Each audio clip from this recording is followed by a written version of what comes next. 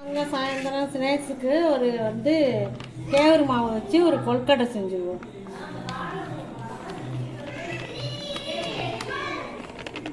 அதனால் ஒரு கப்பு கேவுரு மாவு எடுத்துருக்கோம்.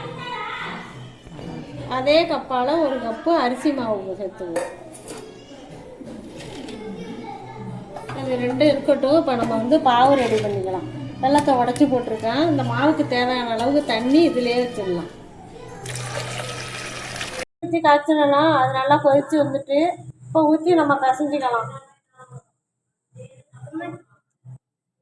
2 ஏலக்காய் நுணுக்கி இதில் போட்டுக்கிறோம்.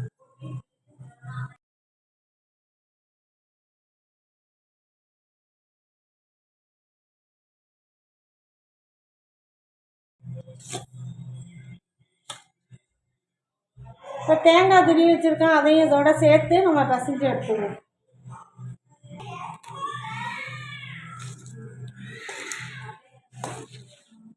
நல்லா பிசைஞ்சிட்டு நான் அவங்கள்ட்ட செய்கிற போது காமிக்கிறேன். கொஞ்சோண்டு உப்பு போட்டுக்குவோம். இனிப்பை எடுத்து கொடுக்கறதுக்காக கொஞ்சோண்டு, அவ்வளோதான். சேர்த்து எல்லாத்தையும் சேர்த்து பிசைஞ்சு எடுத்துக்குவோம்.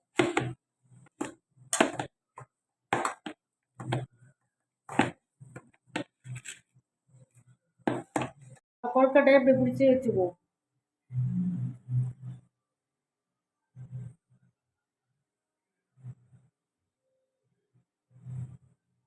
அவ்வளோதான்.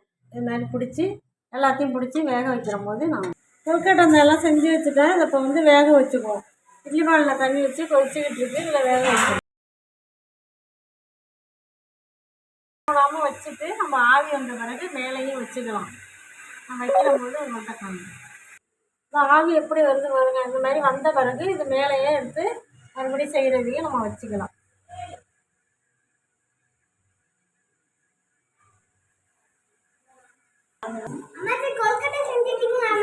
செஞ்சுட்டேன்டி. இந்த இருக்கு கொழுக்கட்டை. நீ தின்னு பாரு. சுட்டுக்கிட்டு இருக்கு. ஆவி பறக்க சுடுது. சாப்பிட்டு பார்த்துட்டு எப்படி இருக்குன்னு சொல்லு. ரொம்ப பிடிக்கும்லடி. உடம்புக்கு ரொம்ப சத்தானது இது கேவுரு மாவு. அதனால நீங்கள் சாப்பிடுங்க. அதுக்காக உங்களுக்காக தான் செஞ்சேன். ஃப்ரீயாக விட்டுட்டு நீங்கள் சாப்பிடுங்க.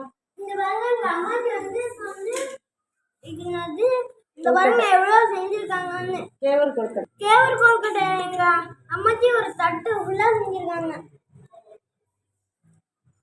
எங்க அம்மாச்சி மாதிரியே செஞ்சு பார்த்துட்டு கமெண்ட்ல சொல்லுங்க.